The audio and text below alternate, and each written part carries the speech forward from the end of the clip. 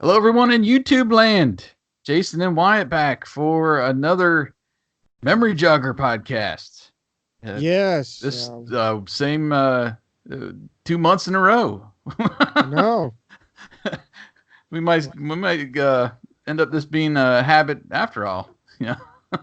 It only took us 2 years to do this. But yeah, this is we're back in the studio. We've got things lined up for another memory jogger. Hopefully it'll rekindle your memories. That's the point of all these memory joggers. We're obviously running down our own memory lane and mostly it's storytelling, as a couple of people have said. But uh, I kind of find it fun, not just for ourselves, but the listener, you guys seem to be, at least one or two of you are entertained. So, um, and that's what I want to encourage you while we're kind of pseudo off air at the moment, talking to you guys with is those that aren't commenting, just give a shout out or, hey, we're curious what your background is. It's not just about Jason and I, it's really about growing up together, call it a brotherhood, sisterhood, if you will, of 80s kids. What was it like growing up in the 80s, maybe early 90s? You know, what was it like dealing with the phones? What was your phone, your telephone, your answering machine? You know, that early life, early driving day. That's, several memory joggers ago. But we're curious Hmm. because we grew up in rural Pennsylvania, and as much as we love it, it was rural, and we were kind of secluded in many ways because we didn't go to the big city. If we did, if we were lucky to go to Pittsburgh or Harrisburg, that was once a year, if that. The big city to Right. us was, well, for me, Du Bois and Altoona. And that's not saying much. Um, I'm just saying. So we're curious what it's like. We want you, we invite you to share. That's what I'm getting at. Where we invite you to share again, not to get the I guess chip on our shoulders, but more of we want that feedback. We want to encourage the conversation, and that's what this is supposed to do. It's supposed to not Yeah. just be our memoirs, if you will. It's supposed to be our interaction with you, the viewer and listener, to see what it was like. Maybe you guys are far more advanced than we were. Maybe there's a few of you that are more caveman like than we are. I'm just curious. We're getting to be closer and closer to Halloween, and remember we did that Halloween episode as well with Memory Jogger, so that might be fun to review. Give Yes. us your Halloween memories as kids. I think I might go back and listen to that here soon Hmm. and uh, and check it out because it's been. I think that was like our episode maybe 2 or 3 that we did. It was Yeah, it was very early. early on, but yeah, we laid it all on the line there. Told you about our trick or treating experience and all that. That was really fun to go Right. through Short that. of And blackmail for me with my get-ups. But you say that I just found a little gem that I completely forgot I bought. Bought one of the Garfield holiday package, the movies. So it Ooh, has the Halloween, the Thanksgiving, and the Christmas. I think there's one more. There's four movies, I think. the vacation one. Yeah, I've Yeah. got the same one. Yeah. It's still on the wrapper because I never opened it. I forgot all about Oh, it, but I had geez, it. come on, man. I know. I grabbed it now. I'm going to make Adam watch it. Julie's So making him watch everything else. I'm going to make him watch the real good classics, not just Star Wars and yeah, now Harry Potter. We've already watched Garfield's Halloween Adventure twice, and that's probably 1B under the Great Pumpkin of my favorite Halloween specials. And that's like as soon as we want to start the Halloween season, it's Great Pumpkin, and then Garfield's right behind it. Last night we watched Fat Albert's Halloween special. It was on YouTube Nice. in like 2 or 3 parts, but it is poor quality. But they haven't. They've got one official release on Amazon. I've thought about getting, and it's like the entire series and all the specials, but it's like ridiculously priced. Probably some bootleg or something. But anyway, uh, yeah, man, I love those specials, and we talked about all those in the memory jogger, and uh, we just wish the weather would cool off, man. It's just so we've had record highs all throughout the first week of October here. So You seriously need to come up here. It struggled to get to 65 today. man, I dream of that. I dream of it. Well, Adam, we've the last 2 weekends Wow. we've camped out. Well, except last weekend, but we've camped out 2 weekends in a row, which is we're in a tent. It really isn't camping out. I guess it is, but we're You're outside. we're Right? outside, little air mattress, and inside the little tent. And Adam, my oldest, he's been really loving it. And tonight he asked, "Are we going to go camping tonight?" Real excited, and I said, I'd let the dog out not 5-10 minutes before. I'm like, no, a little too nippy there. No, thanks.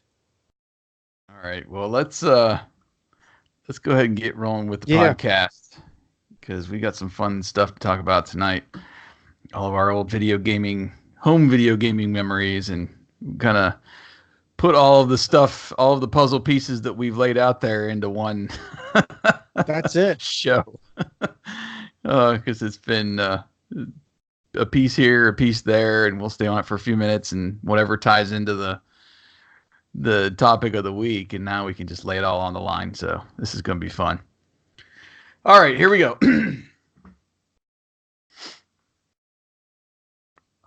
Welcome to another episode of Memory Jogger on the Rediscover the 80s podcast. Thank you, everyone, for listening as we jog our memories and run down our childhood dreams from the 80s and early 90s. I am one of your hosts, Jason, welcoming you to the next level.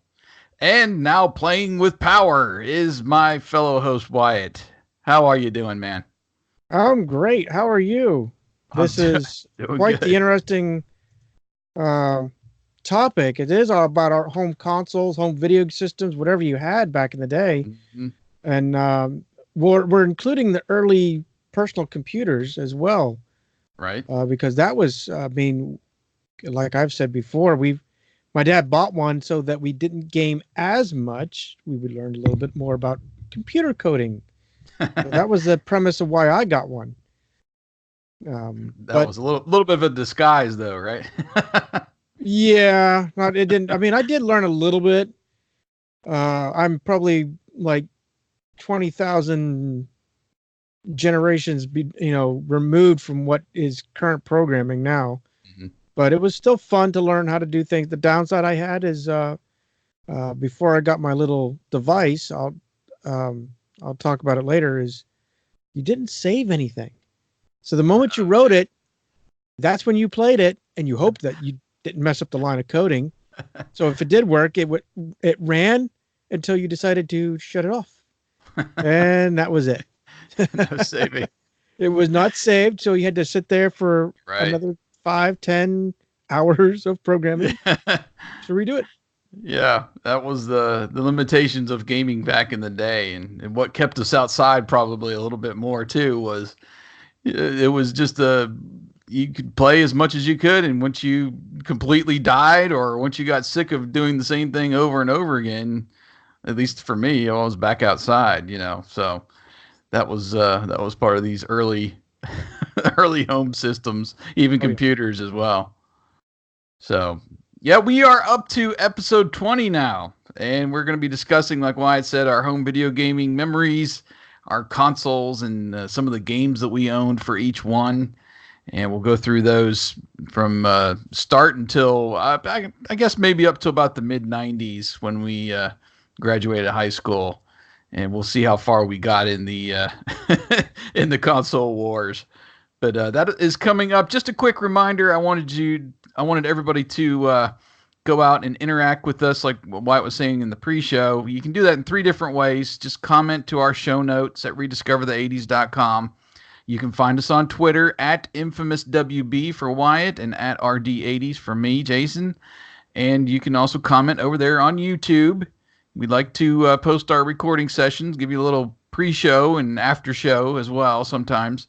So check us out on YouTube and the Rediscover the 80s YouTube channel. And another one, actually, we just tested when I was up there, Wyatt. You have the, which one is it for the Amazon, the home speaker? It's the Echo, but everybody knows it as Alexa. Yeah. So So we tested it out. Yeah, if you've got TuneIn Radio or are connected to that, that's how we were able to bring up Rediscover the 80s. So you just say, "Hey Alexa, play Rediscover the 80s podcast on TuneIn." And there it went with your latest episode. So if you've got one of those smart speakers, I don't know about Google Home and that side of it, you might be able to try it there too if you can connect to TuneIn. But that's how we were able to get it to work on Alexa or on the Echo. They've got. Have you seen all the stuff Amazon has now? There's like, I don't know, 20 different devices for like home automation and all that stuff. Yeah. It's just a slew of stuff. That's what's crazy and ridiculous. There's so much automation, and as much as I am into the IT, I am so afraid to put anything on the network. Yeah. I don't want someone that can possibly hack into my system to do stuff. Most people, most times that when they hack, it's not into, one or two houses, unless it's a hobbyist that's learning about stuff. He's the neighborhood kid hacking in or whatever. Yeah. But still, I don't need anybody hacking into my baby's monitor and going scaring crap out of my kids. That was one that happened really 2 years ago. You're kidding me. No, it was like a big thing. Someone hacked into their baby monitor, and jeez. They would sit there and actually scare the kids, like like your little monster thing. Wow. Okay. Yeah. And I have cameras. I have security cameras around my house, and I'm not tying it to the network. Yeah. Just because I don't need anybody spying. Well, it's the paranoia. People, when you leave, they would know if they hacked into the system that you left, and they know that the house is empty and they can go rob it. So that's why it's for me. It's a closed circuit. You don't know. Right. So makes sense. So it's just things like that. I don't like anything on the network because it can be hacked. Yeah. Well, that was a little bunny trail there. Sorry about that. Yeah, I ran soapbox. I put the soapbox down. Well, we've got a couple comments since our last episode. Wanted to just shout out a couple people. Gerald Space, who always leaves a comment. We appreciate him listening and giving us the feedback. And he said on our department stores and malls episode, he said, in my part of the country, in North Dakota, we didn't have a Toys R Us, but we did have KB Toys. And that place was magical. Yes, it was. We also spent a lot of time at Kmart. They had an amazing toy area. And yes, KB, I hold in high regard. It was a very magical place. We talked about, we had Kmart. I don't remember specifics about the toys, and I know they had a pretty decent music collection and CDs and cassettes, and I remember shopping there for a lot of my music, but I don't remember much about their toys to back you up on that amazing toy area there. But I'm sure they did. I'm sure they did too. We just don't. I think at the time we were more fascinated with music than we were the latest Mask or Transformer or whatever was out. That's then we right. have BJ Wanland. It was also on our department store and malls episode. I haven't listened to the whole thing yet, but I have two things I will say. One, as someone who has had experience with other Comic Cons, RetroCon is by far and away my favorite con every year. So, BJ goes there. We haven't met up with them yet. Two, I think we did see him, though. I'm sorry? I think we did see him. Keep reading. Okay. Two, I will be at RetroCon this year, and if, on Saturday, you see a dude with a Hills is where the toys are, yes, we saw you. Please don't hesitate to say hi. Of course, it's too late now. Sorry. Yeah, We're saying hi now. and introduce yourselves. I didn't grow up in any part of Pennsylvania for more than 6 months, but I still remember Hills. Not just their legendary snack bar with the popcorn and cherry ices, but also that toy aisle felt like it stretched on forever. In my honest opinion, no other department store has even come close to the selection of toys that Hills had, and especially having a toy aisle that felt like it stretched on forever. Well, thank you, BJ. Sorry we missed you. I do remember seeing you. I don't know if Jason saw you as well, but I remember seeing the hills where the toys are, and I remember like smirking and probably nod my head. That's what I do with anything that really like keys in on me. I'm like, there you go. I remember you telling me, "Hey, look, there's a guy with the Hills shirt on," Yep. and I didn't even look at the comments to be able to connect with you. So we'll have to get with you next time there, BJ. But Yeah. we did see you, and oh my gosh, yeah, RetroCon was so great this year. And anybody who wants to get more on that, just listen to our wrap up show that we put out here And the a bonus couple is weeks that ago. we usually have something for you guys if you pick us out. I mean, we're not very like well known. We're not superstars by any means. Obviously, if we were, we'd be getting like $20 for autographs and Yeah, stuff. we'd be back with the But what asking we for. do is typically have a little pack with us that has like a T-shirt. For a couple of years, 3 years, I think we had sunglasses, and we finally gave all those away. Yeah. But we've had T-shirts to give away. So if you find us at RetroCon, plug, just saying, you might get a shirt. Yeah, we'll have to post ourselves and our gear something the night before next year and Yeah. come find us. I have done that before too on social media. Here, find me and we'll give you something. But thank you for those comments. We like Wyatt said, we do appreciate the feedback and encourage that. Let's get on to a couple icebreakers here. This one I just saw, I think it was today or yesterday. And I had read, I don't know, several months ago that this might be happening. And now it seems to be. Disney is giving us a new live action Inspector Gadget movie. Your thoughts? Sounds like it's another style of Marvel, whoever other universe that has to reboot Spider-Man 50 times or Batman 50 times, although I like Batman a little bit more than Spider-Man, so whatever.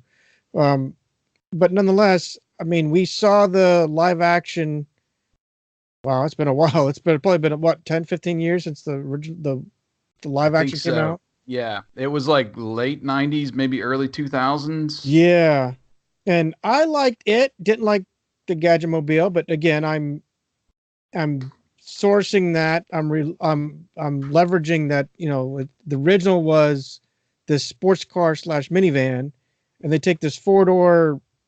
I've never been able to figure out what car to car that is, but it was a four-door convertible, which it had an attitude. It had a little comedy, but which was cool. It talked, which that was intriguing, but sorry, the car sucked. But the rest of it was fun. I liked it. I liked that how they used um oh, what's his name now? Um I always go brain dead when I get to the movie stars. Matthew Broderick. Yeah, Matthew Broderick. He actually did a fantastic job. I loved it. I love what they did. When they did the Inspector Gadget 2 movie, I did watch it.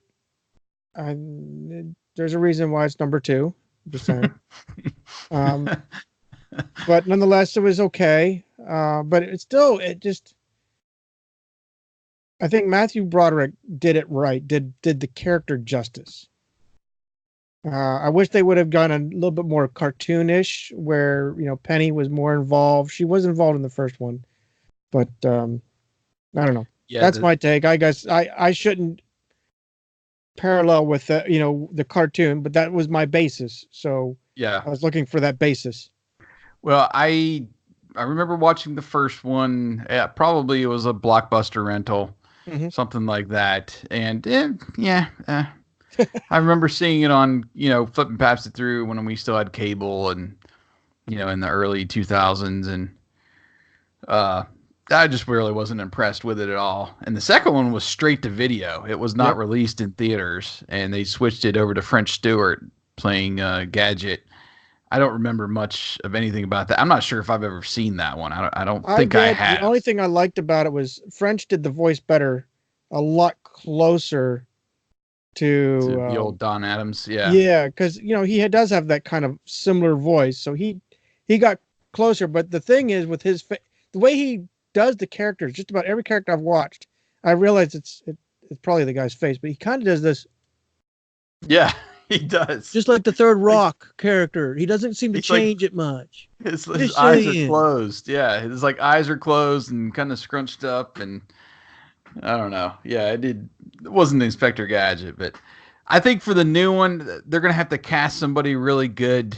They need somebody tall, Yeah. kind of lanky to be able to pull off some of the and be like a good physical comedian, something like that, where they can do all the fun little stunts and everything that Gadget did during the cartoon.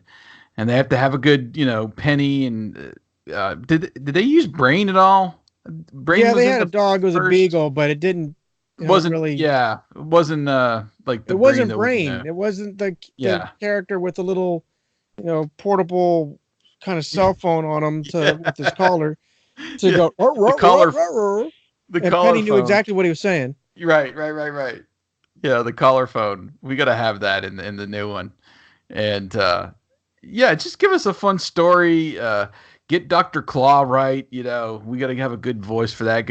Oh Get yes, get Frank Welker back, man. Just have him do the voice. That would be great. And give us one of those huge like Dr. Claw cars that was in the show. Have a little chase and get like you said, get the Gadget Mobile right, like the classic version, and give us a little car chase in there, yeah. somewhere. That would be really fun. And get the fumbling. I mean, they sort of got it. Like I said, the first one they kind of got him fumbling, but he was too good. Like he was actually too decent of a character. Where Gadget fumbled on just about everything. It was Yeah. Penny that was really the good detective. Right. And by the end of each show, it was like, he was like kind of coming to, like, what happened? What happened? Yeah. Oh, you're welcome, Chief. You didn't do anything. You probably caused more accidents than you did saving up. But anyway. Yeah. Well, I guess we'll see what happens. I'm fingers crossed. I did read that the producers, I think, worked on the Sherlock Holmes movies, so that might have a little bit of help, with I don't know what their background is with the actual show or anything, but having that under their belt might be fun, since that was more of a detective style, and they understand that genre. So we'll see what happens. You got another little icebreaker here. I came across this probably 2 minutes too late, but I came across this earlier this month, and I meant to tweet it. I thought I tweeted it. Probably did or did not. Probably didn't. But anyway, there's a Sega Dreamcast Mini that came out here on September the 19th. That was preloaded with, I think they said 40 or 42 games. I think it's actually the Genesis, not the Dreamcast. It's not the Dream. I thought I saw the headline that it was Dreamcast. My apologies. I think maybe people were wanting Dreamcast next, but I've seen and what they've been teasing for the longest time was the Sega Genesis Mini, and they were releasing like 10 games at a time over the last several months. Here's 10 that's going to be on it. Here's another 10, and up to I think it is 40. I think you're right about that. Which is funny because they just did a reboot with it anyway. Here, 3 years ago? Because my son has one. I bought one. It has 80 games on it. Well, this is different. This is actually from Sega. The other ones, like the one that I have, are from that At Games, I think is what the name of the manufacturer was. Oh, okay. And they got in huge trouble recently, I read, with Namco for some of the licensing they did with Miss Pac-Man and some of those other games that like they either went too far or what they pitched to Namco was not what ended up on the shelf. And they were like being sued or something. But they were the ones that they've done a lot of these. They've done the Atari flashback. They've done the Sega Genesis, and that's the one that I have. That it's actually got several games preloaded. Right. Not all are like Sega Genesis games though, but it's got a slot that you can actually play your cartridges in it too, which makes it nice. So I've used that for several years now, and the new one that you can't do that. The new one's just preloaded. It's kind of like the Nintendo, the NES, and the Super NES for that matter that they've done. But it's just preloaded with games, and you don't have the opportunity to put your cartridges in there. But I mean, it was from the games that I saw that they released, it was a pretty good selection. A lot of the classics, and of course, I think they had Sonic. I don't know if it was the original Sonic or Sonic 2 and Sonic Spinball, and a lot of those Golden Axe and Altered Beast, some of those that were classic Sega Genesis games that they put on there. And I can't remember what the price was, $60 maybe, something like that. So I don't know.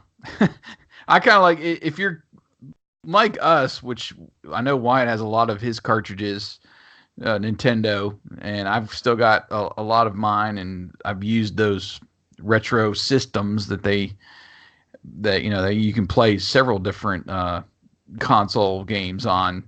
I've been using those, and if you've got your old cartridges, I think more you'd more like something that has something that you can put those cartridges in. But to each his own. Not everybody collects their old stuff like we do. Yeah, really. Not My wife had her way, I'd be like on with everything.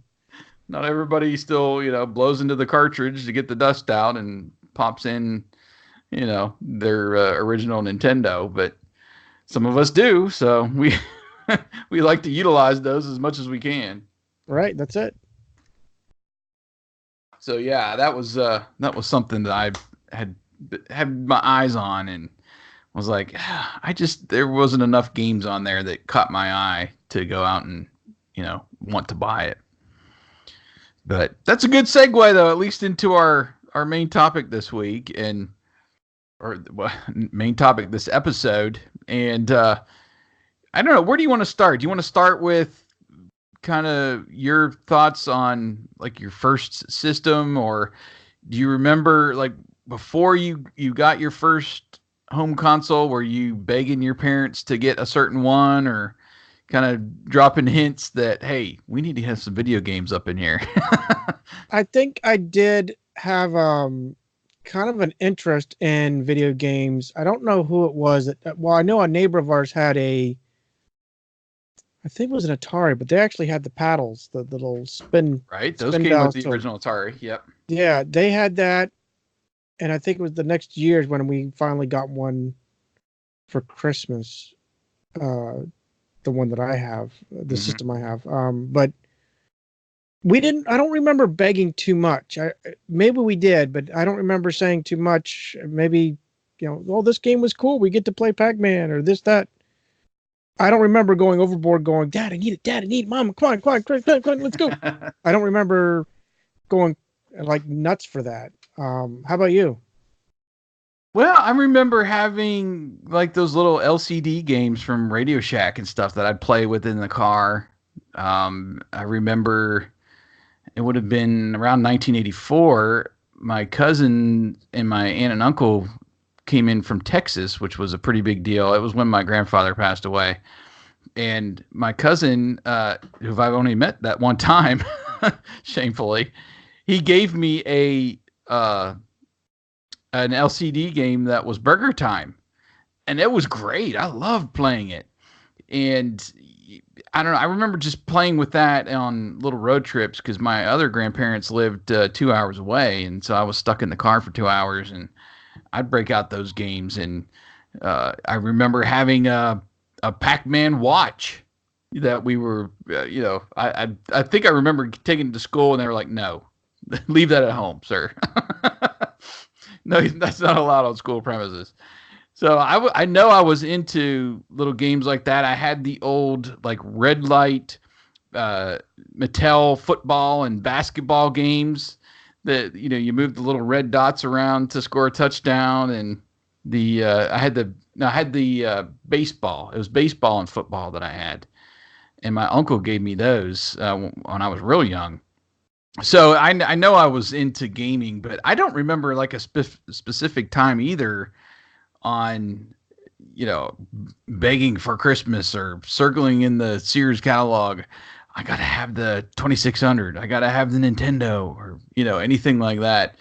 It just seemed like I must have done something to drop a hint, because I got a lot of those systems around Christmas time. Right. But anyway, let's go into your first. What was your first home video game experience? Well, mine was the first one that I purchased. Let's see if So screen you share. actually bought your first one.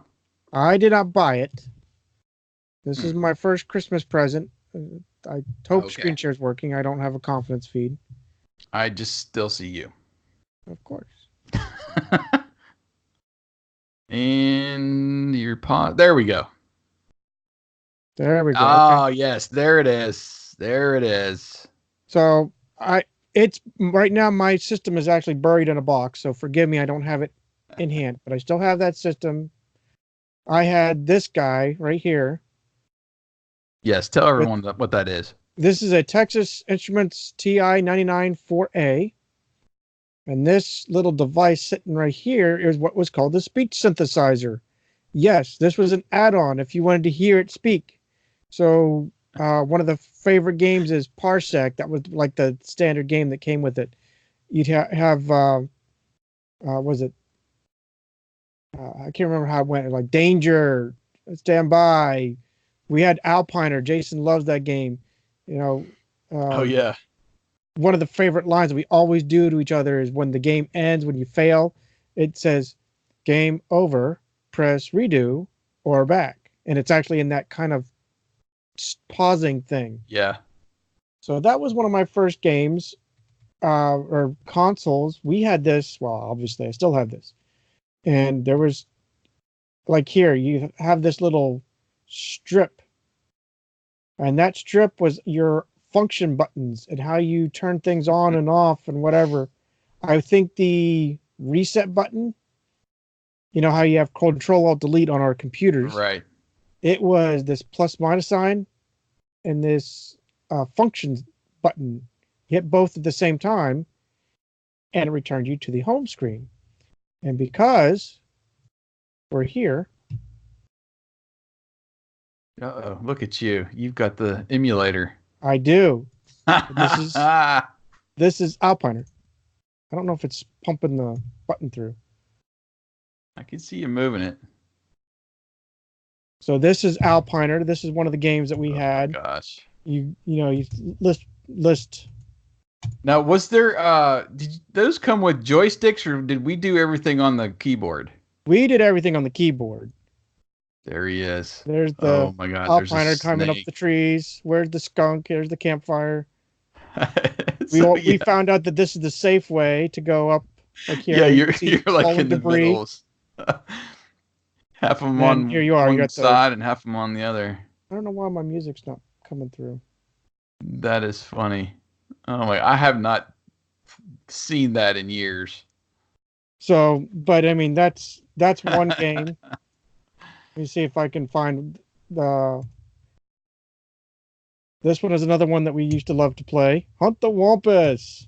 Oh yes, that one was interesting. It was like this maze, and you have to pick like which way you want to go, right? So Yeah.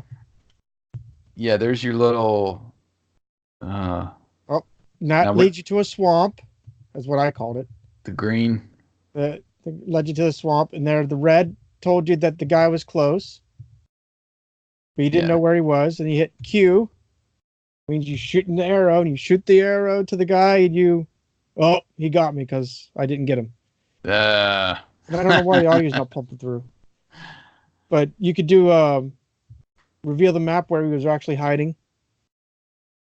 oh yeah, that's right. Yep. Do you remember that? Yeah, I don't know where my audio is. That's kind of sucky. Um.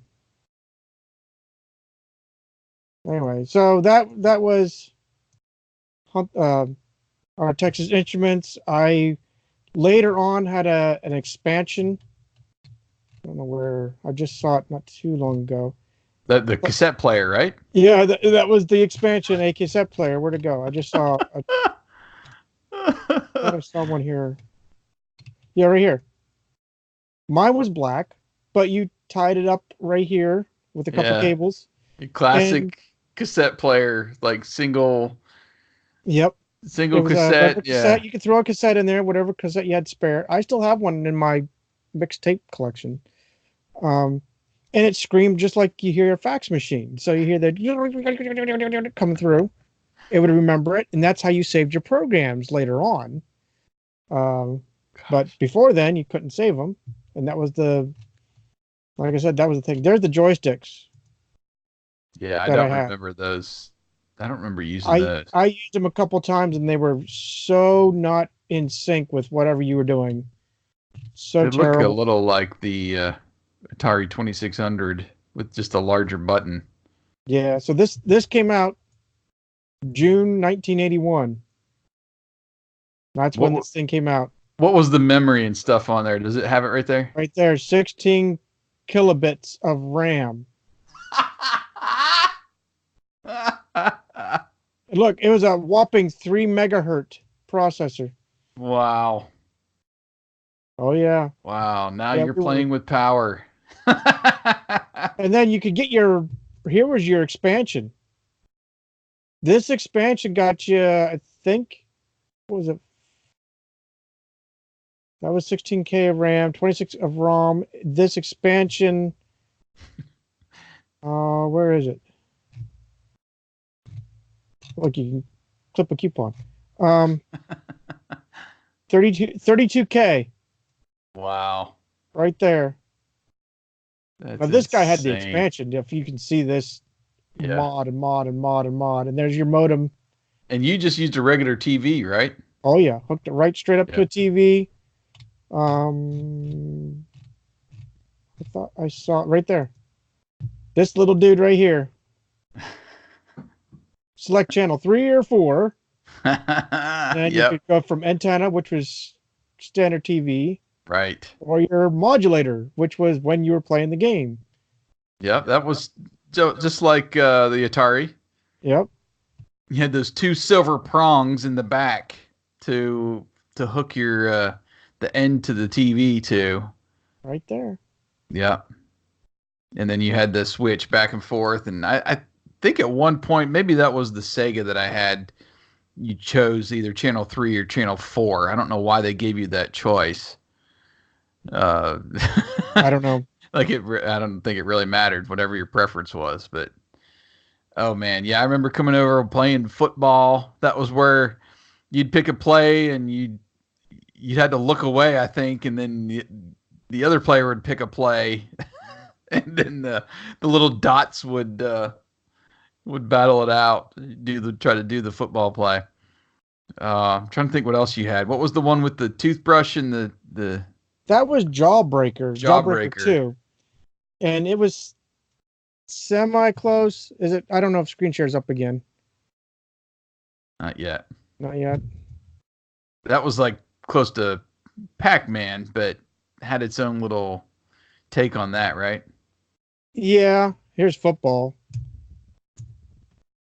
Is it coming up yet? No. No. Gotta love screen share when it doesn't want to work. Doesn't like to work for you. There it goes. I can see you now. There, I won the toss. And then there's the screen. Make that larger if you can. There, yeah, look at that, man. That's like smudges on a. Whoa, what a kickoff. He kicked into the 50. Right. Oh, and a fumble. And here's where it was lame. Like we said, we had to turn ourselves away Yep, so and select block your this play. because the one on the left is me. The one on the right is Jason. So we can sit there and see what play we're going to have. Oh, he's going to do a fullback draw where I'm going to do a tight. Okay.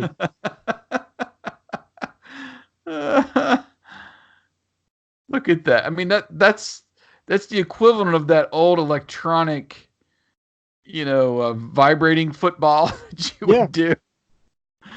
Oh, and there goes a pass. Oh my gosh, that is hilarious. But this is what we did. I mean, yeah. And wow. My games. Trying to think what other games you had. I had Alpine, which we've seen. We had Car Wars, which was another kind of like a maze, like this. It would be similar to, oh, what's that Namco game? Shoot. It'll come to me. I might have to Google it, but yeah, it that was a little bit different. It was almost like Pac-Man, uh, but you had the Indy cars. Yeah. Then we had Parsec, which was the standard game that actually came with the system.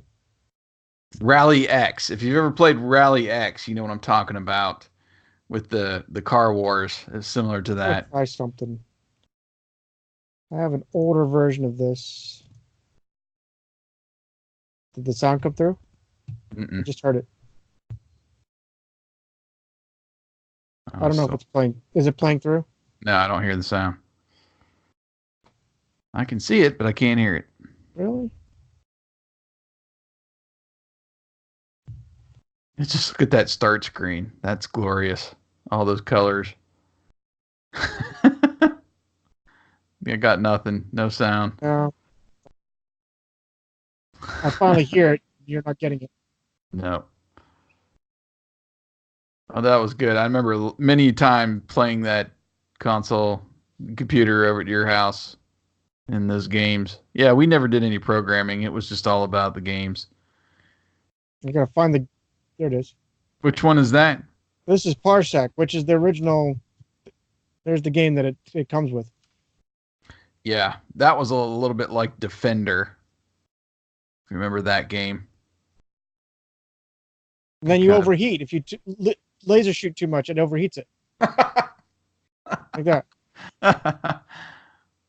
So yeah, that was my sole thing. I had this for, like I said, I still have it, but I actually regularly played it for, geez, I don't know, up until my early teens. I think I still played with it. I'd bring it out like once a year and do something, Car Wars or something, Parsec for a little bit, and that was it.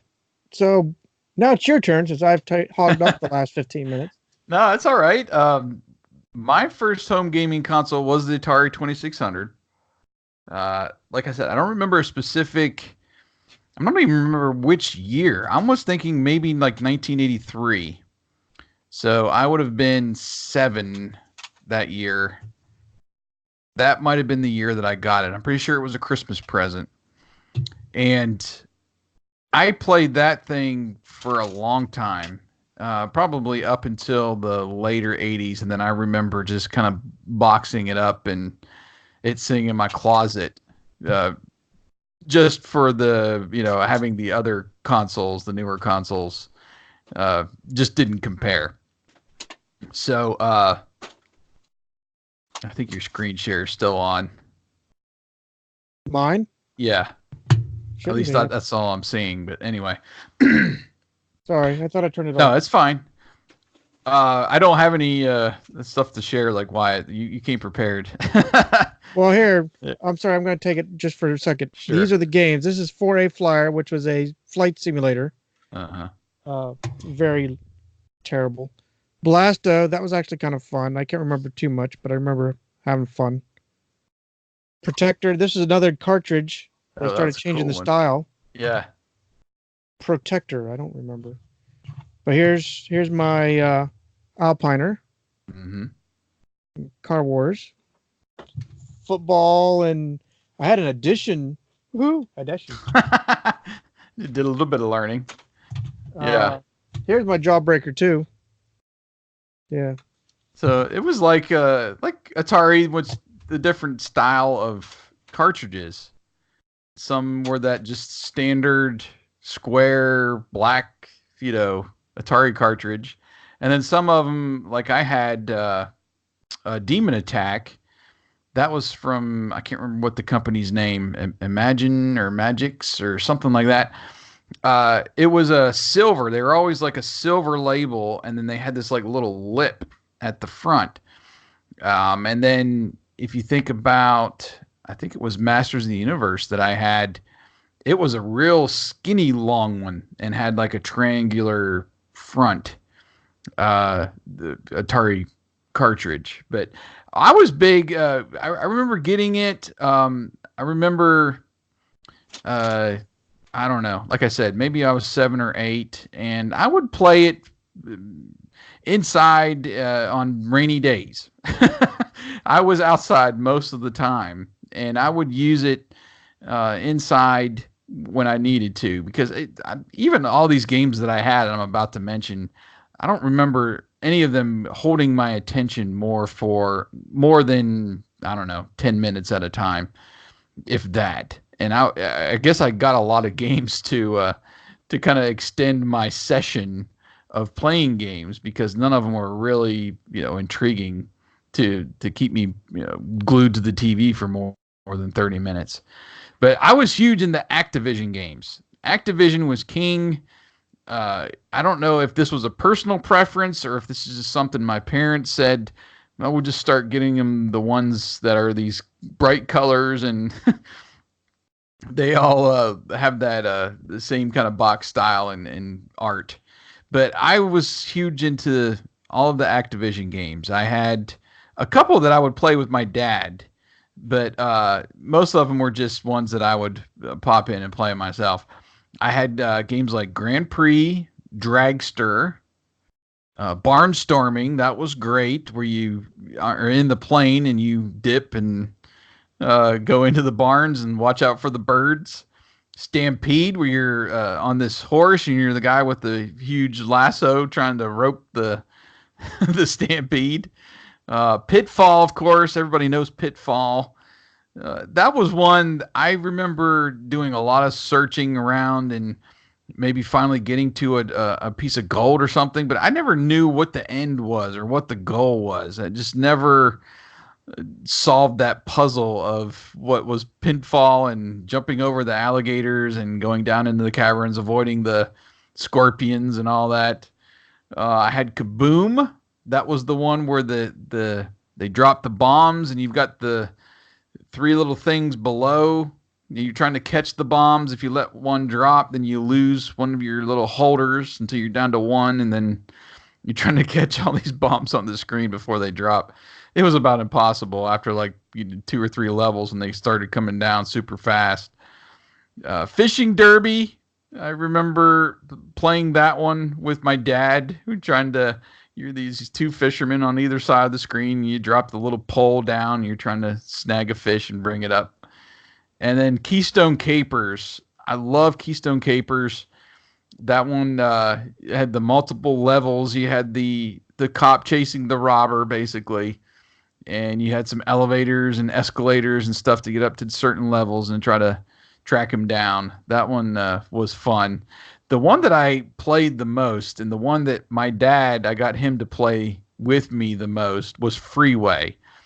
Freeway was kind of like Frogger with a chicken.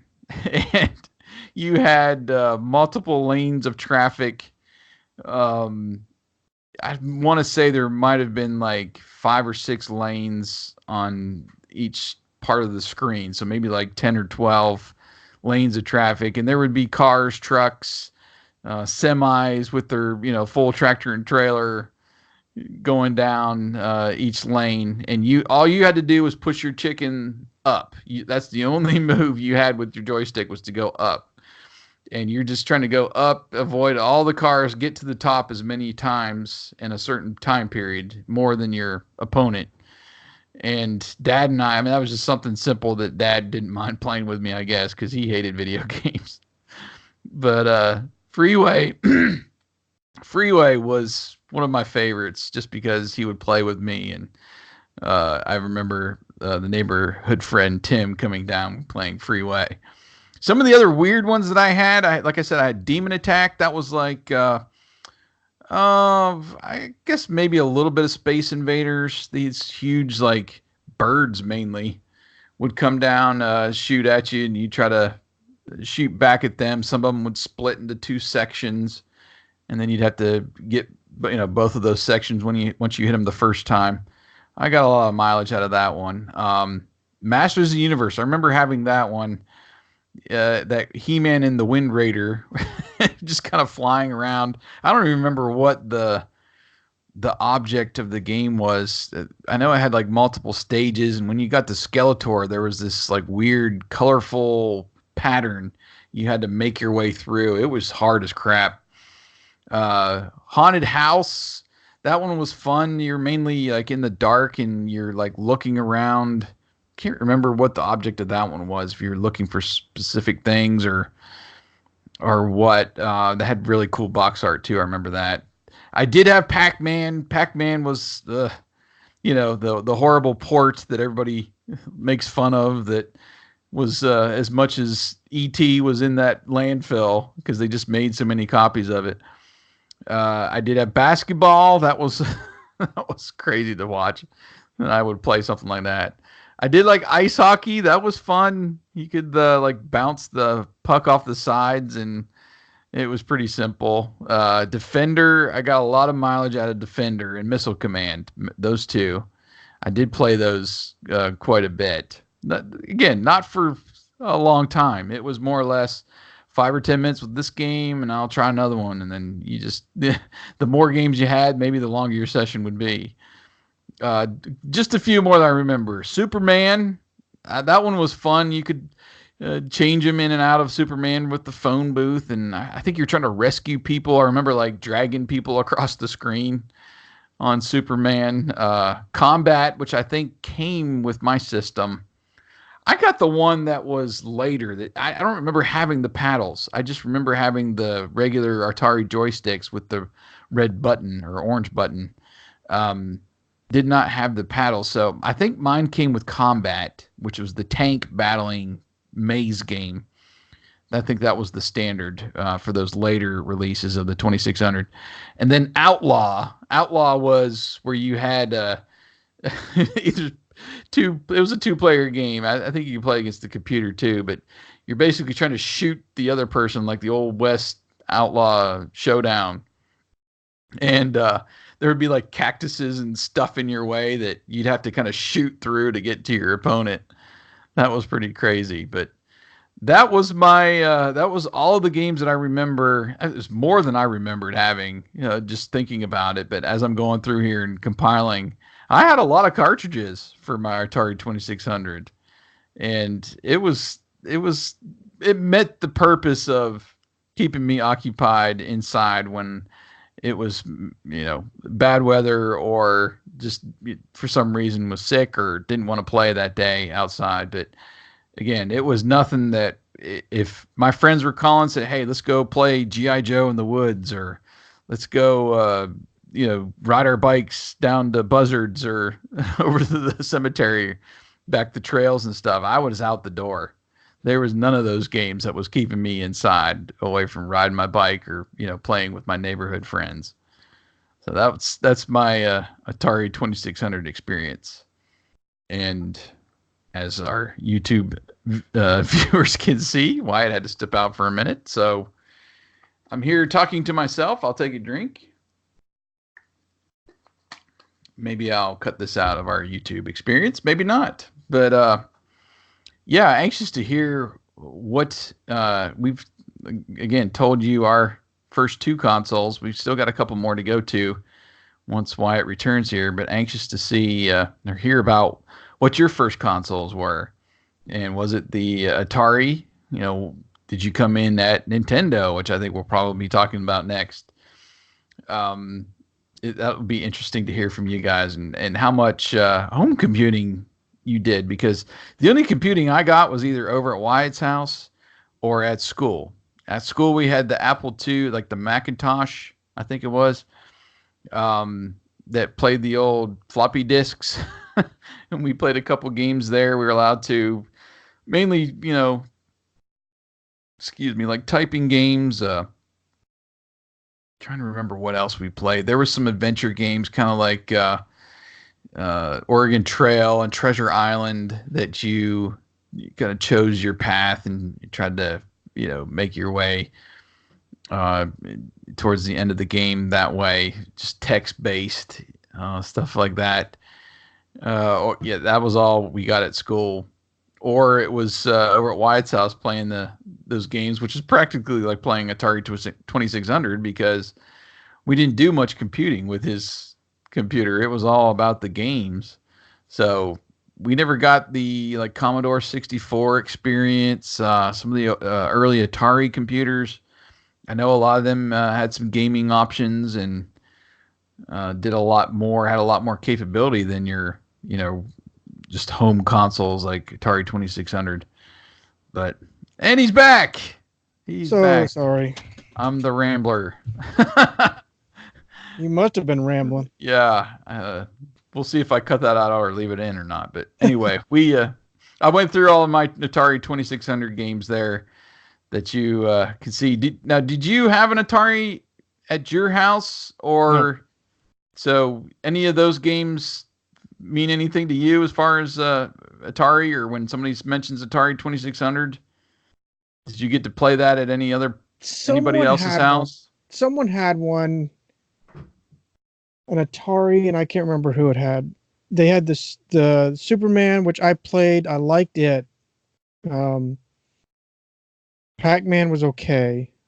I always got frustrated because I'd always lose. There's one other one that I played. Pitfall. Yep. Pitfall I liked pretty decently. I lost it at 2 fairly easy, but I liked it because I could just hop around. You could jump down like in the little tunnel underground, whatever it was. Well, maybe you did play over at my house, and there's some times that I had it hooked up, but I remember more towards the later 80s and early 90s, that thing was just boxed up collecting dust somewhere. Yeah, I can't remember who had the Atari. Yeah. Our mutual friend, he was the one that had the first NES. That's right.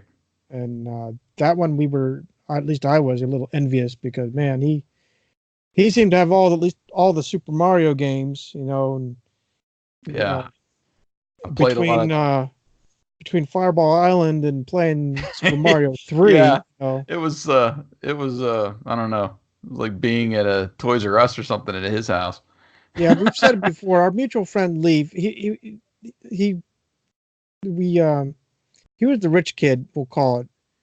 His dad and his granddad were all doctors, chiropractors, and the comedy of it was he lived in this single wide mobile home, and we don't know how he seemed to have everything that we could have imagined in his house, and we don't know how it fit in that house because it was a trailer. It wasn't even a house. Yeah, his room was so small, and I remember yes. him and his brother's room was like right next door, and there was no partition there or anything. But there was a partition that had one of them collapsible. Okay, that's what it was. But they put a dresser in between, so it really never you couldn't do anything. Yeah, but you could barely get into his room with his bed in there. So that's it. I remember him like the far room at the end of the trailer. He had some stuff stored there. That was his toy room. Yes. Yeah. So it was comical that this kid that had everything. They lived in a mobile home with a deck. I mean, it was a nice. They built off the thing, and they had a sunroom built off of it, and then there was that deck on it, and it was actually built on top of an actual basement. Right. So he probably stashed some stuff in there and, just cycled through whenever he wanted to change out something. But we keep referencing him because he was kind of the rich kid of the bunch. So he had the first NES. He had the first probably VHS. That's why we always went to his house. He had a lot of the stuff. So we reference him a lot because, well, he was the one that had a lot of stuff. So I don't remember him having an Atari, but I remember him having that first NES of the bunch. And Super Mario was the reigning thing. I'm sure he had other things, but Super Mario, he always had the latest Super Mario. Yes, and my most vivid memory of being over at his house was a birthday party when he got Super Mario Brothers 3. Yeah. And we were just entranced with the thing. Oh, yeah. And he would not let anybody else play. It was we were watching, but we were still having fun because it was all brand new and all these different, capabilities and stuff. And I can't remember if we were like referencing Nintendo Power or anything for all the cheats and stuff, but finding the warp whistles and all that. But oh my gosh, we were just so entranced, and he was. I mean, he was loving it. It just yeah, his party, and he'll do what he wants to. That kind of a thing. But anyway, so I guess that kind of leads us into the next one, which I'm assuming for you was the Nintendo. It is, and I actually have. Oh, there it is in all of its glory. Which I forewarned you a few episodes ago. I learned that while I was electronic technology, that I learned that you could use rubbing alcohol to give it a good, nice clean. So then I went and rubbed alcohol the nameplate off. Yeah, all So the red this lettering. is not a off the market, blue, whatever. I just happened to wipe the nice little red lettering off. But and it doesn't work much anymore. I had it hooked up. I actually tried to hook it up when you came to visit about 2 or 3 trips ago, and it did not do. It just did the blink that we all see Yeah. back in the day. I've done some research, and a lot of people blame the actual connector inside. Okay. So, and then there's kits out there to rebuild it, and I'm tempted. But instead, I went out and bought that $10 cheapie that I found off Amazon, and Yeah. I've been playing with that, using that ever since. So when did you get your Nintendo? It was when I was 14, I think. It was one of the first Christmases out when I got to my stepdad's rather. They bought that. Bought a couple games. Obviously, it came with Super Mario and the combo. I think she bought one or two other games. One of them was Sky Shark, which I was always intrigued by it. And there was one That other was a game. hard game. Hard, but I had figured out a way I passed it completely through once. Really? Yes. Wow. And you know how you can always plus up the little guns and have like 15. It was like I was just blowing up everything in its path. That was pretty much the only strategy is load up on the guns and try to just wipe out the whole screen. That's it. There was another game at one point that she got me. Maybe it was the Kirby that I don't remember getting. But as as the not too long, but as the year or two that I had it etched on, I was able to gather Arch Rivals, Knight Rider, Airwolf. There was this one called F-15 City, which was they were trying to make a copycat of Top Gun, which was lame. But anyway, Spy versus Spy, which is one that Jason and I just always seem to go to. And then Teenage Mutant Ninja Turtle was another one that I had towards the last part of it. Just recently, I've come across or purchased the Super Mario 3, Three Stooges, and then the last RetroCon, I picked up Super Mario 2. Yeah, I remember playing the Stooges a lot. Mm-hmm. That was the Stooges is the one that still fouls up, even in this little thing where it's like, because the Stooges was actually awesome. We don't know how they punched in the original audio into it, because you hear the Curly getting mad about the oysters. You got Larry going, "Hey, this looks like a kid's game." Shut up, you numbskulls. The lines were all in there. So I always thought that it was like way too much for the NES processor to really catch. That's what I always blamed it on, because you'd sit there and pop it in like 50 times if it would work. Sometimes this one is the same way. Yeah. You sit there and you have to like just coax it, inch it, micrometer. It just won't. It's just crazy. Then it finally works. And you're like, don't touch it, don't breathe, don't. Yeah. Well, I think I've mentioned too, when I finally got my NES, the games would get stuck in there, and I just finally ripped the cover off because I couldn't get them in there and get the thing down to to make the thing work. So I had to rip the cover off. I just left it off, and mine was secondhand anyway. It wasn't something that was bought new, but yeah, I remember many a time. I remember even you bringing over. I think you brought it over to mom's place when she lived over in Hyde, and playing one night. We just stayed up and played Spy versus Spy Yeah. like all night, Yep. and going through every level. And I've got the NES Mini, like a knockoff of that I bought on one of these apps that came over from China or wherever it came over from. That's got like 300 games on it. Spy versus Spy is on there, and I will break it out and we'll play it once in a while with the kids. Nice. And I've taught them all the nuances of that game. That was fun. Yeah, that was one of our favorites. The Sky Shark. I remember playing that one a lot with you, and the Stooges. Those three are probably the main ones. And then yeah, we would break out Mario Brothers and the other more popular ones too. But well, the downside, at least with the Mario Brothers, I think that's why we didn't like playing it. It was because you had to take turns. right. It wasn't like the newer Mario Brothers where you go in as a team. So if you got someone that's having a good running streak, You're sitting there for a while. The other person is sitting there just twiddling their thumbs, playing solitaire or something until the guy dies. Yeah. So you're stuck. Hurry up and die so I can get a turn, sucker. Yeah. It's very true. All right. Well, my next one, actually, I think we talked about before, but I was in, I believe it was Hills, and they had the Nintendo and Sega Master System set up side by side, and I asked my parents to get the Master System. And so I got that, I'm thinking in 1987. I think that's when I got it, Christmas of 87, just based on some of the games and stuff that I was researching. But it came with, I got the version, it was like the upgraded version with the Sega Scope 3D glasses and a gun. I don't think they called it a zapper, but whatever the Sega gun was. So I got those with my Master System. So it came with this game called Missile Defense 3D. And it was basically these missiles they're shooting at the screen, and you're using your 3D glasses, and you're using the gun to shoot them.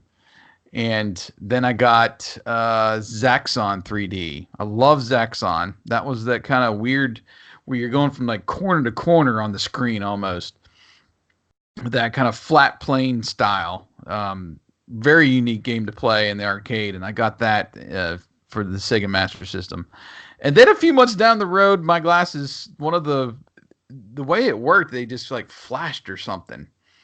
And for some reason, the one side quit working. Maybe I got frustrated and threw them down or stepped on them, or I don't remember.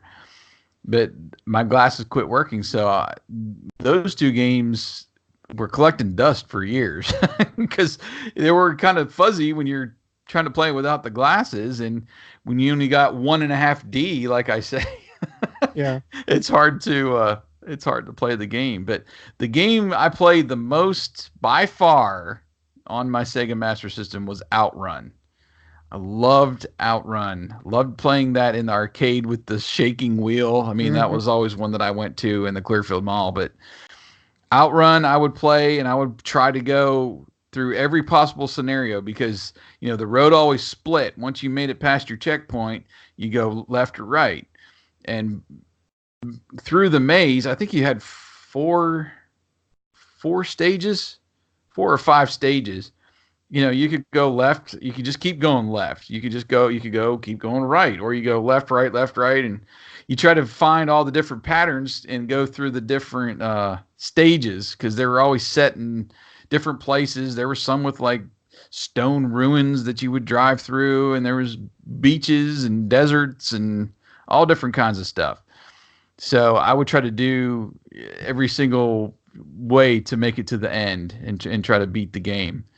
And then that was always fun because you could choose your song too, because you had 3 choices at the beginning of the game that you could pick on your stereo while you're playing. I always thought that was cool too. Oh, yeah.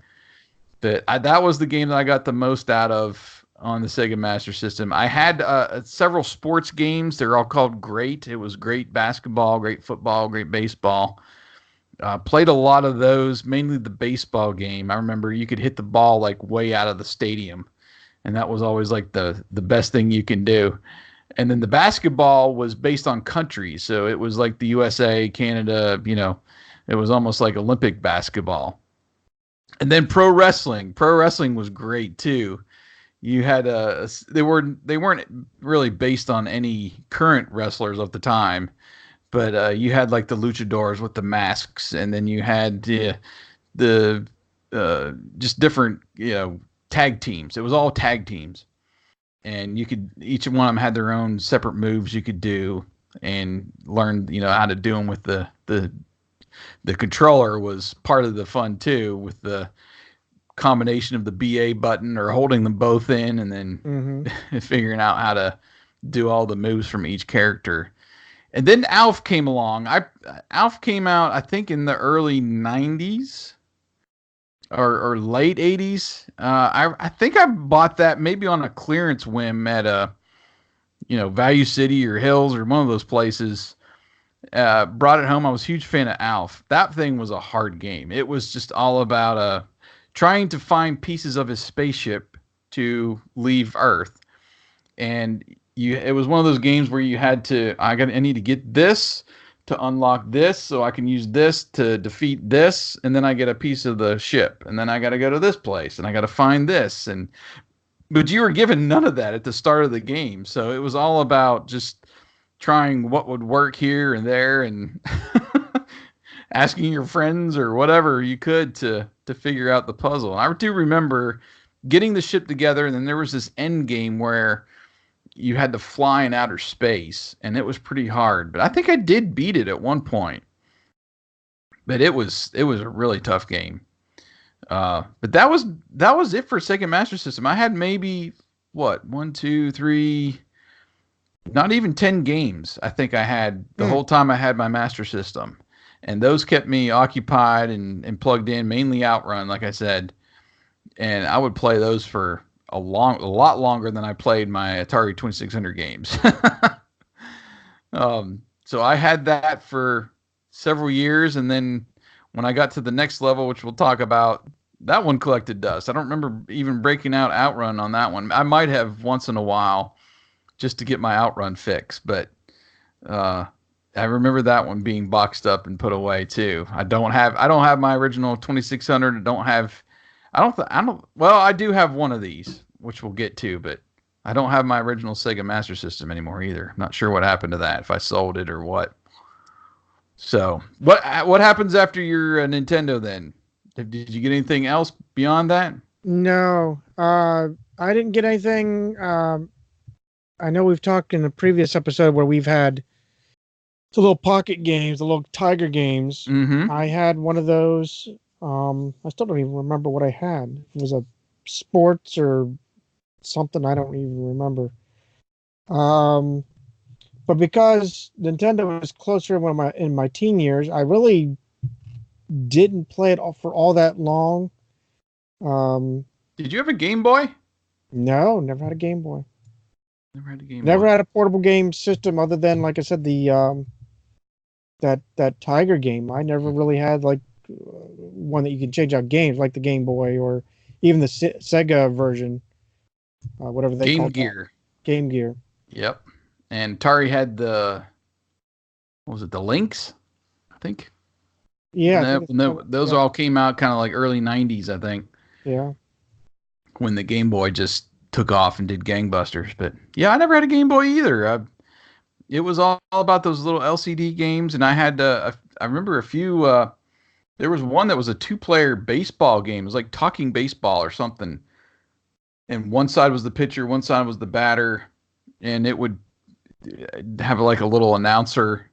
And then when the inning was over, you just kind of spun the game around, and you became the whichever one the opposite was.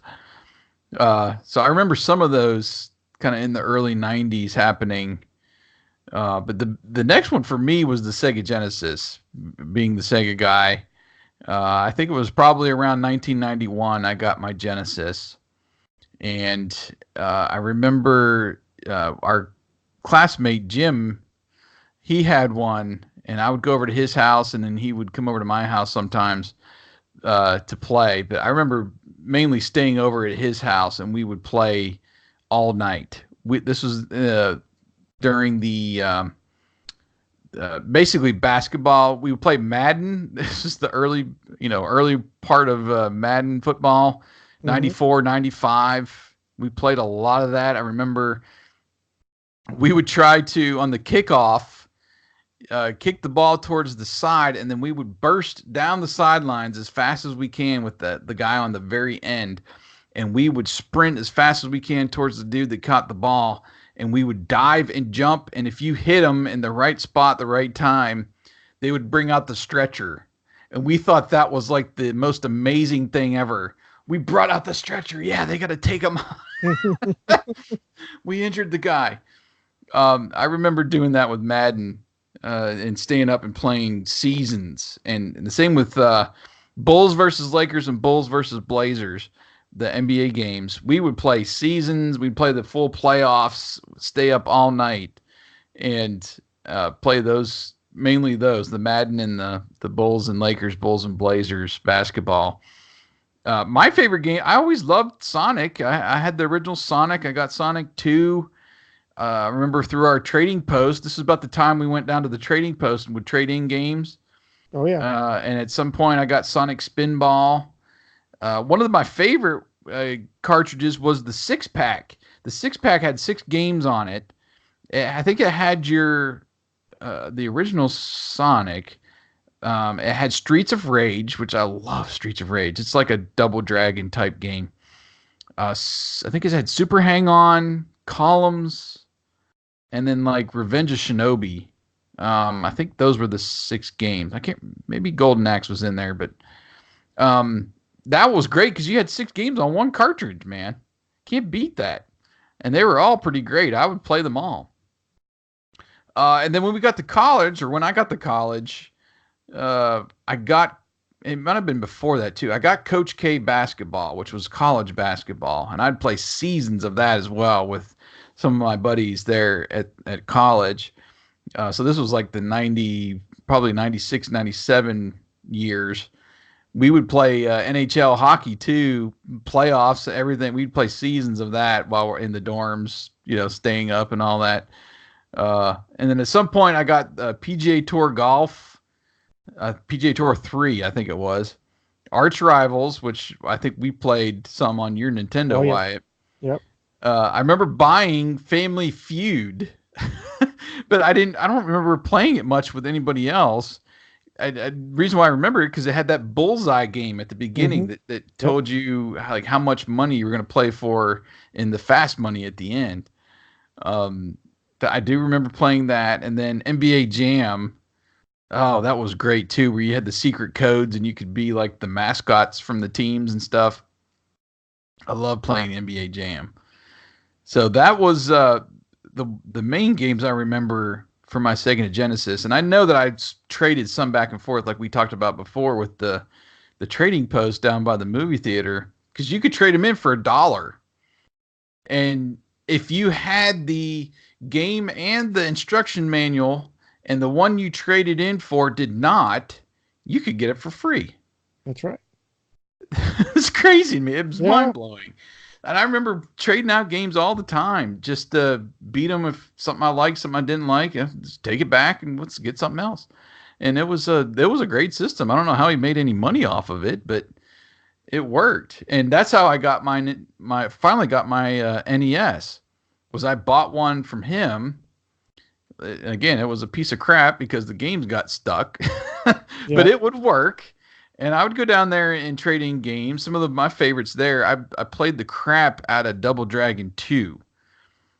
That was always my favorite version of Double Dragon. You could do that spin kick and that knee that would knock somebody from one side of the screen to the other. Oh my gosh, I love Double Dragon 2. I remember getting Beavis and Butthead. Do you remember playing that game at all? I think I remember playing it once, but not with you. I remember playing it. I can't remember. It's been several years. I came across when I found my Texas Instruments emulator. Mm-hmm. I found an NES and a Genesis emulators. So I had downloaded all of that. Oh, nice. I used to play like Alf. I would play that for a while and get. It was very difficult, so I didn't play it very often. Beavis and Butthead, I remember specifically being one I got from the Trading Post, and it was enough to laugh. I had a few laughs with it, and then it was back to the Trading Post. It wasn't anything. The one thing I do remember is they're on top of the roof, and they're having to hawk loogies on the principal. Yes. The principal's like walking down below, and you got Beavis and Butthead up top, and you hear him go. And they're dropping loogies, and then the principal would look up every once in a while and go, "Oh, it must be raining." that dude that would shake, Oh yes. Yep. Principal, what was his name? Principal McVicker. Oh, I have no idea. It's been so long. I think that was who it was. I Must had a be raining. game. I had a game that was just maybe it was derived from that, but it Uh-huh. was just that one. That was the game, and I had it on as a exe file or something for years. And it was hilarious because it was exactly that. Um, you you get the long one too. Yeah, Hilarious. yeah, it was great. So just a few more from the Nintendo I remember getting some mileage out of. That was MTV Remote Control, the game show, where they would have questions, trivia questions, and you'd try to. And I think you could actually play. I think you could actually play two-player on that with. I guess one would have been the computer, and you ring in and answer the questions like you did on the regular show. RC Pro Am was one. I was thinking was playing that one with you, Wyatt. That was where you had Yeah, like the we did a little lot of remote programming. control cars, and they had those red arrows that would speed you up, and you'd collect like tires and wrenches and stuff to upgrade your car, make it go faster. And then it got to the point where once you advanced to a certain level, I remember this, the computer got way too fast, and if you did not bomb them or shoot a missile and destroy them, Hmm. they were just way too fast, and you could never catch up to them. And I went, okay, I'm done. I can't win the game because they're just way too fast. But I did enjoy that. I did get a lot out of that, and then a few more sports games. I remember Bases Loaded Baseball. I think my neighborhood friend Tim had that for a while, and we would play Bases Loaded up the street. When I lived in Curwensville, and then Tecmo Bowl, and then Tecmo NBA Basketball. Those were really cool. Some of these games had like the real players. RBI Baseball was another one that had the real, baseball players and which teams they played on. Whereas Bases Loaded was just kind of made up stuff. So those ones like Tecmo Bowl, when you had Bo Jackson, he was just you always wanted to be the Raiders and get Bo Jackson because he was just the fastest thing on Tecmo Bowl. And NBA basketball too. I was a huge basketball fan. They had all of the players of the time on that game. It's kind of like the Bulls versus Blazers and stuff for the Sega Genesis, but those ones intrigued me more when you had the real players and you could be them versus something that was just made up. So that's it. Yeah, man, that was kind of a weird weird cycle for me, starting with the 2600, and then my last one was actually the Nintendo. Right. And I didn't get anything past that until I got a PS2. And that was, after we were married, early 2000s. I never got into Super Nintendo, the Dreamcast, like you said, M64. Yeah. N64. Yeah. What else did Sega had? I think they had one more in there. Well, then of course the original PlayStation 2. Original PlayStation also, I should say. Right. Uh, didn't get into any of that until I got the PlayStation 2. And that was that was way after it came out. And I think I got it mainly to do Guitar Hero. Well, I had a real huge gap. I think we've indicated before, but I mean, went from my Texas Instruments to my NES.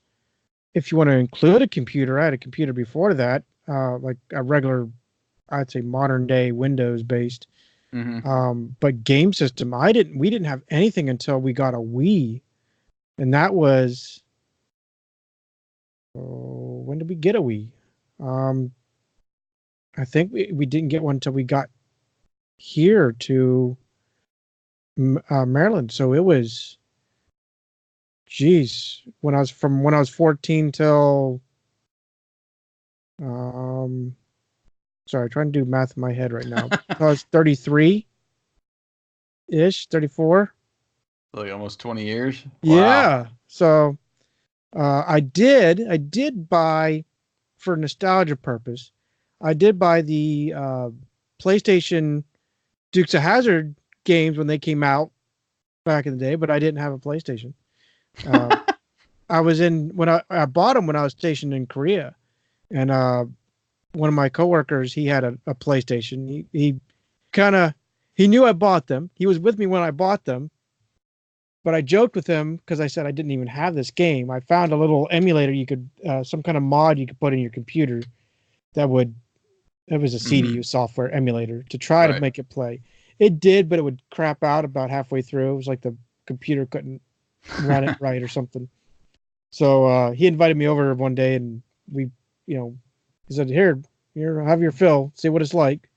Played it. It was actually kind of cool, but I couldn't help but knock the drawing of the General Lee, because the General Lee most of the time looked like it was like a 72 Plymouth, not a 69 Dodge Charger. I mean, they screwed it all up, but I mean, they gave the attempt. Yeah. I think John Schneider, I don't even think John Schneider voiced Bo. It was another character. Another person. Really? Yeah. But the rest of them came back. Well, I say the rest. Tom Wopat and Catherine Bach came back for their characters. We had lost Uncle Jesse, and of course we lost Sorrel Book, Boss Hog. I think Roscoe came on. I think he came on. But anyway, yeah, I didn't have an actual game system for 20 years. Yeah. Like I said, PlayStation 2 might have been until we moved here, which was 2006. We had an old Gateway computer that we bought after we were first married, and I had a few games on there, like I think I had WCW Nitro.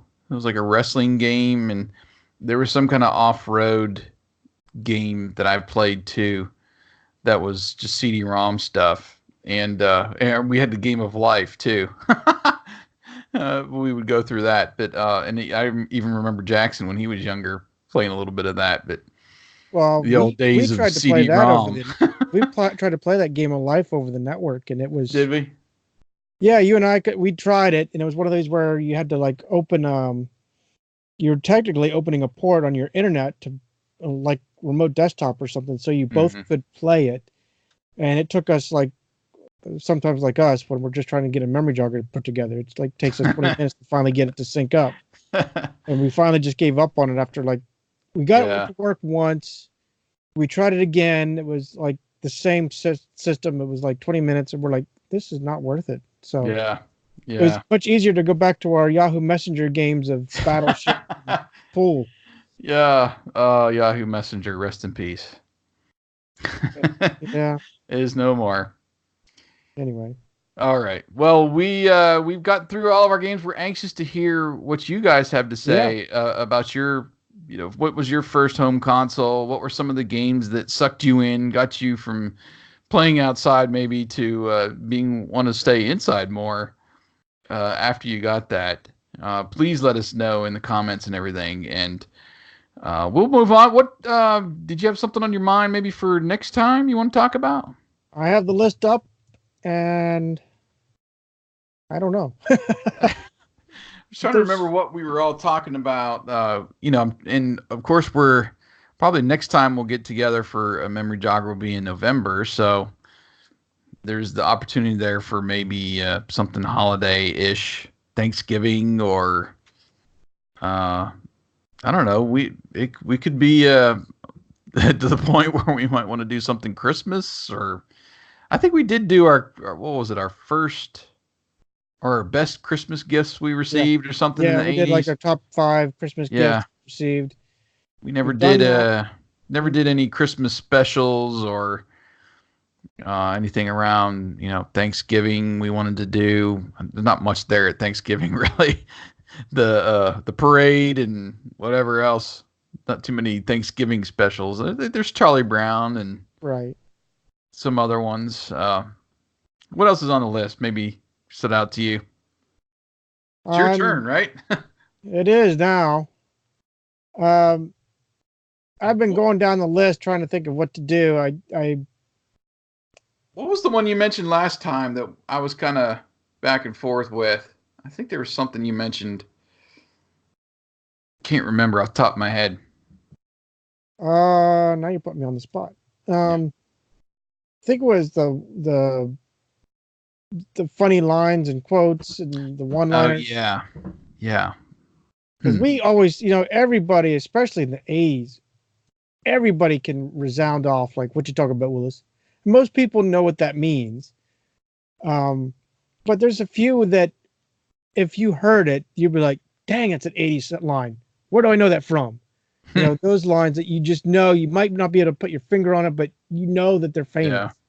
Yeah. Like Dynamite, even though that's more 70s. But I mean, that was stuff, retro TV was really not retro TV for us for the 80s, because to me, at least us growing up, we still kind of lived on the older TV sitcoms and shows that were available. Because, you looked at, well, heck, you look at the 66 Batman, right?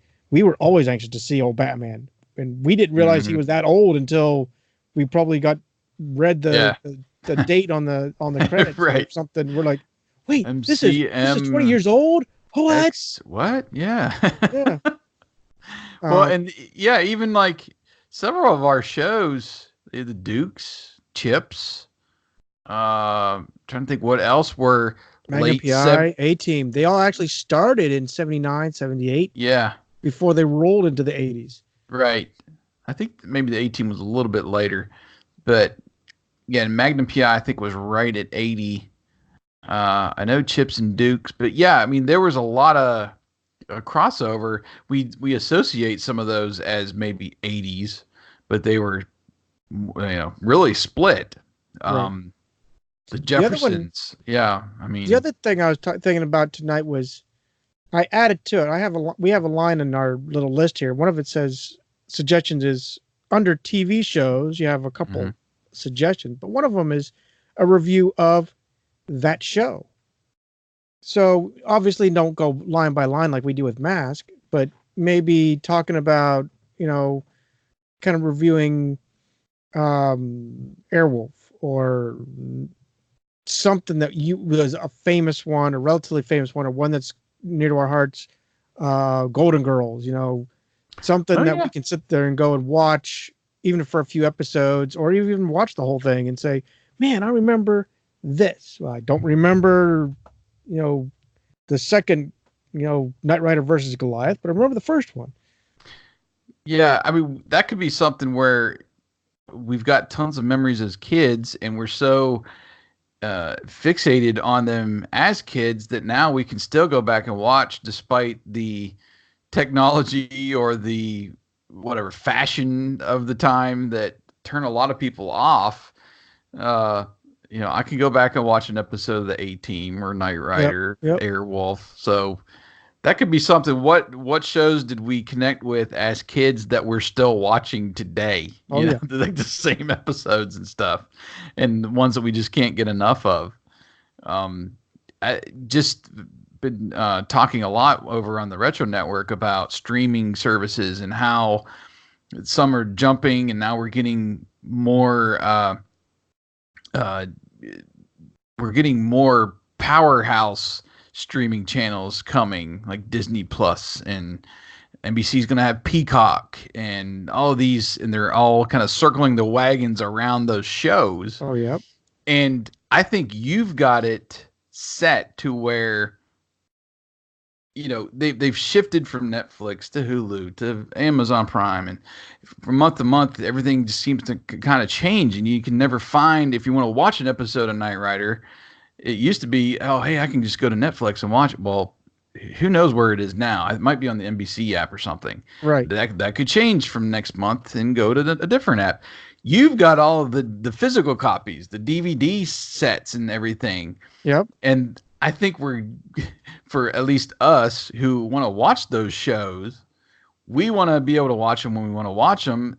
We go for those physical copies that we own, that we have, that can pop in, even though it might seem like, oh, it's such a chore when I got to put in the disc now versus streaming, Streaming, you're just pushing a button, but I'm going to have to get up from the couch and open up the DVD, Anyway, you've got it made because I know you got a ton of DVD sets on all your favorite shows.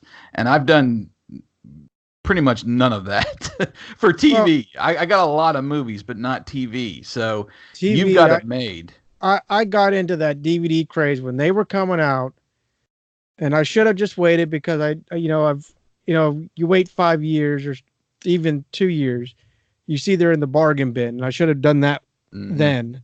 But I was in this thing of, I guess in my mindset, man, okay, they're coming out with DVDs. I got to get them before it disappears because it's going to go away and I'm not going to get all 4 seasons of Knight Rider or whatever the case is. So I was single at the time, out in Idaho, kind of BFE anyway. So, hey, why not? Yeah. So I hoarded all types of 80s stuff. And then what's hilarious, here we are. We're on another rabbit trail. Bear with us. Sorry.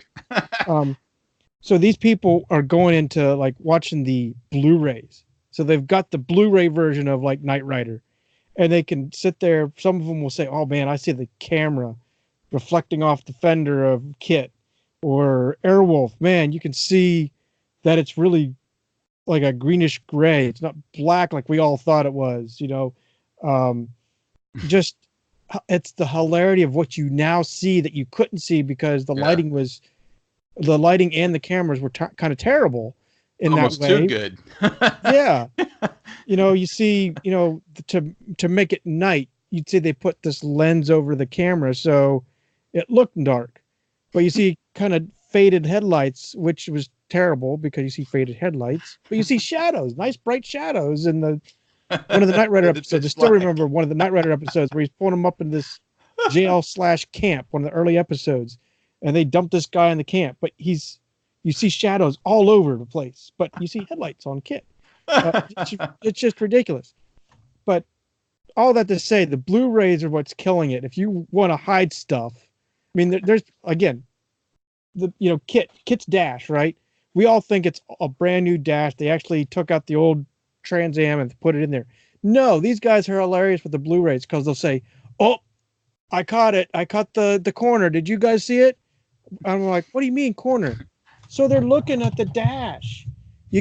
I'll use this as an example. This is the new dash, right? And it's actually overlaid to the old dash. They just screwed it, drywall screwed, whatever. And people are looking right through, and they can see this when Michael opens the door. You see this gap between the old dash and the new digital dash. It's hilarious what they see. I'm like, geez, now I need a Blu-ray. Don't do that to me.